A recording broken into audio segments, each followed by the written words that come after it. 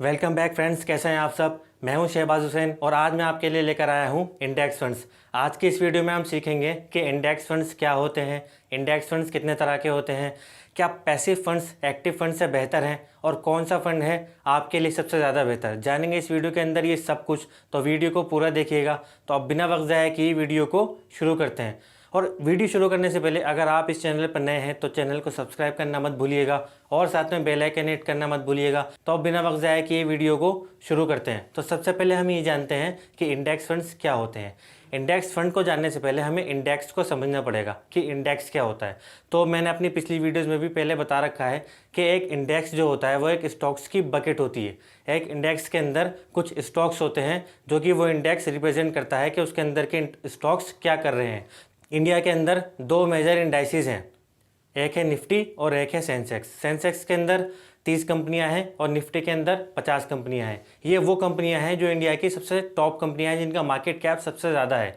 जैसे निफ्टी 50 के अंदर जो भी 50 कंपनियां हैं उनका मार्केट कैप सबसे ज़्यादा है और निफ्टी 50 के अंदर जो भी 50 कंपनियाँ हैं उनमें से हर एक सेक्टर से उस कंपनी का मार्केट लीडर उठाया गया है। जैसे निफ्टी आईटी है, निफ्टी फार्मा है, निफ्टी ऑटो है, हर एक सेक्टर से उसका मार्केट लीडर उठाया गया है और निफ्टी 50 को उसके अंदर ऐड किया गया है। तो एक इंडेक्स जो होता है वो एक स्टॉक्स की बकेट होती है जिसके अंदर वो सारे स्टॉक्स होते हैं। तो आई होप कि आपको इंडेक्स का मतलब समझ में आ गया होगा।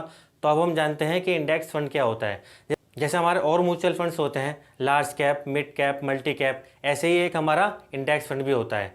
इंडेक्स फंड हमारा पैसिव फंड्स के अंदर आता है। म्यूचुअल फंड जो होते हैं मेजरली दो तरह के होते हैं, एक होते हैं एक्टिव फंड्स और एक होते हैं पैसिव फंड्स। एक्टिव फंड्स वो फंड्स होते हैं जहाँ पर फंड मैनेजर एक्टिवली काम करता है। जैसे large cap funds, mid cap funds, multi cap funds, ये सारे एक्टिव फंड्स होते हैं। इसके अंदर फंड मैनेजर काम करता है। फंड मैनेजर ये डिसीजन लेता है कि किस कंपनी के अंदर पैसा डालना है, किस कंपनी के अंदर पैसा निकालना है। तो ये सारे डिसीजन जो है वहाँ पर फंड मैनेजर लेता है। और जो हमारे पैसिव फंड्स होते हैं वो क्या होते हैं, इंडेक्स फंड्स होते हैं। इसमें किसी भी तरह के फंड मैनेजर की कोई भी रिक्वायरमेंट नहीं होती है, क्योंकि जिसमें जो भी आप पैसा इन्वेस्ट करते हैं वो उस इंडेक्स के अंदर जितने भी स्टॉक्स होते हैं उनको जितना जितना वेटेज मिला होता है उसके हिसाब से ऑटोमेटिकली आपका पैसा उसके अंदर इन्वेस्ट हो जाता है। एग्जाम्पल के तौर पर जैसे HDFC बैंक है, उसको निफ्टी 50 के अंदर 9% का वेटेज मिला है। तो अगर जैसे आप 100 रुपये इन्वेस्ट करते हैं तो आपके जो 9 रुपये हैं वो HDFC बैंक के अंदर ऑटोमेटिकली इन्वेस्ट हो जाएंगे, क्योंकि HDFC बैंक को निफ्टी 50 के अंदर 9% का वेटेज मिला हुआ है। तो इंडेक्स फंड के अंदर आप जो भी पैसा इन्वेस्ट करते हैं वो उस इंडेक्स के अंदर आपके उसके वेटेज के हिसाब से ऑटोमेटिकली इन्वेस्ट हो जाता है। और वहीं जो हमारे एक्टिव फंड्स होते हैं वहाँ पे फंड मैनेजर ये काम करते हैं कि कौन सी कंपनियों में पैसा इन्वेस्ट करना है और कौन सी कंपनियों में से पैसा वापस निकालना है, डिसइन्वेस्ट करना है। तो यहाँ पे जो भी आप पैसा लगाते हैं वो सारा पैसा उन्हीं कंपनियों के अंदर इन्वेस्ट किया जाता है।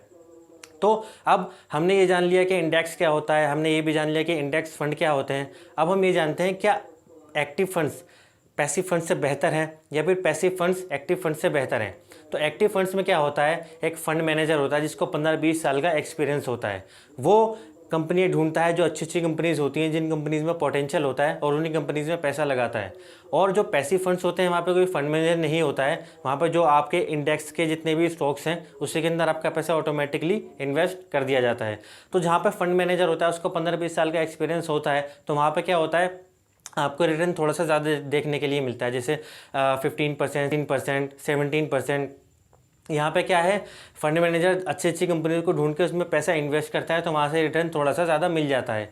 वहीं इंडेक्स फंड के अंदर क्या है, जैसे निफ्टी अगर हम देखें पिछले 30 से 40 साल का, तो 12 से 13% CAGR निफ्टी ने ला के दिया है। तो इंडेक्स फंड में अगर आप पैसा इन्वेस्ट करते हैं तो वहाँ पे जो है आपको CAGR मिनिमम 12-13% की आराम से मिली जाती है। क्योंकि वहाँ पे कोई फंड मैनेजर नहीं होता है तो वहाँ पे एक थोड़ी सी डिसएडवांटेज है, क्योंकि आपका पैसा जो है फंड मैनेजर अच्छे से यूटिलाइज़ करता है, अच्छी अच्छी कंपनी में इन्वेस्ट करता है। तो ये एक डिसएडवांटेज है इंडेक्स फंड की। और इंडेक्स फंड अभी पिछले हाल ही 1-2 सालों में बहुत फेमस हुए हैं, क्योंकि वॉरेन बफेट ने लास्ट ईयर अपने एक एनुअल लेटर में लिखा था कि इंडेक्स फंड के अंदर हर किसी को इन्वेस्ट करना चाहिए। और तब से ही इंडेक्स फंड बहुत ही फेमस है। अब मैं आपको बताता हूँ कि इंडेक्स फंड के अंदर क्या आपको इन्वेस्ट करना चाहिए या फिर नहीं करना चाहिए। देखिए, जो डेवलप्ड कंट्रीज़ हैं जैसे अमेरिका है या फिर जो यूरोपियन कंट्रीज़ हैं वो डेवलप्ड कंट्रीज़ हैं, वहाँ पे कंट्री डेवलप्ड हो चुकी है, वहाँ पे अंडर वैल्यूड स्टॉक्स का मिलना अब इतना आसान नहीं रहा जितना कि इंडिया में है, क्योंकि इंडिया एक डेवलपिंग कंट्री है और यहाँ पर अभी अंडर वैल्यूड स्टॉक्स के मिलने में बहुत ही स्कोप है। यहाँ पे काफ़ी स्कोप है कि आप आसानी से अंडर वैल्यूड स्टॉक्स ढूंढ पाएंगे। तो इंडिया के अंदर इंडेक्स फंड्स मेरे हिसाब से थोड़ा सा सूटेबल नहीं है, क्योंकि यहाँ पर अंडर वैल्यूड स्टॉक्स बहुत हैं जो कि हमारे फंड मैनेजर उनको ढूंढ सकते हैं। तो मैं ज़्यादा आपको यही एडवाइस करूँगा कि आप एक्टिव फंड्स की तरफ जाइए, जहाँ पे फंड मैनेजर आपके पैसों को मैनेज करेंगे और अच्छी अच्छी कंपनीज में इन्वेस्ट करेंगे। अगर आप थोड़े से ज़्यादा एजिड हैं, आपकी एज थोड़ी सी ज़्यादा है और आप बिल्कुल भी रिस्क नहीं लेना चाहते हैं, तब जो है आप जो है इंडेक्स फंड के अंदर इंडेक्स फंड्स के साथ जा सकते हैं, वहाँ पर अपनी SIP शुरू कर सकते हैं। तो ये जो था एक रिव्यू था कि इंडेक्स फंड्स क्या होते हैं और इंडेक्स फंड्स कितने तरह के होते हैं और आप इंडेक्स फंड में किस तरह से इन्वेस्ट कर सकते हैं। तो बेसिकली आप इंडेक्स फंड में दो तरह से इन्वेस्ट कर सकते हैं, पहला ETF के थ्रू और दूसरा पेटीएम मनी, ग्रो ऐप या फिर कुबेरा के थ्रू। तो जो हमारा पहला ऑप्शन है that is called ETF, exchange traded funds. इसके थ्रू आप किसी भी इंडेक्स फंड में पैसा लगा सकते हैं, मगर ETF के थ्रू अगर आप जाते हैं तो वहाँ पर आपका डीमेट अकाउंट मैंडेटरी होता है, आपके पास डीमेट अकाउंट होना चाहिए। और वहीं आप पेटीएम मनी, ग्रो ऐप या फिर ज़ीरोधा के साथ जाते हैं तो वहाँ पर आपका कोई भी डीमेट अकाउंट नहीं चाहिए। आप सीधा इन एप्लीकेशन को डाउनलोड कीजिए और आप इन्वेस्टमेंट अपनी शुरू कर सकते हैं। ETF के अंदर आप किसी भी इंडेक्स फंड में SIP नहीं कर सकते। वहीं पर अगर आप पेटीएम मनी, ग्रो ऐप या फिर ज़ीरोधा के साथ जाते हैं तो वहाँ पर आप किसी भी इंडेक्स फंड के अंदर अपनी SIP कर सकते हैं। वहाँ वो तीनों जो प्लेटफॉर्म है वो आपको SIP का जो है ऑप्शन देते हैं। वहीं पर अगर आप ETF में जाते हैं तो ETF में आपको जो है SIP करने का ऑप्शन नहीं मिलता। SIP का मतलब होता है सिस्टमेटिक इन्वेस्टमेंट प्लान। आप एक छोटा सा अमाउंट फिक्स कर लेते हैं कि हर महीने मुझे इन्वेस्ट करना है किसी भी म्यूचुअल फंड के अंदर या किसी भी फंड के अंदर, तो वो आपका एक अमाउंट हो जाता है, वो आपकी एक SIP हो जाती है जो आप हर महीने फिक्स इंटरवल ऑफ टाइम में फिक्स्ड अमाउंट आप इन्वेस्ट करोगे। तो ETF में आपको जो है SIP का ऑप्शन नहीं मिलता है।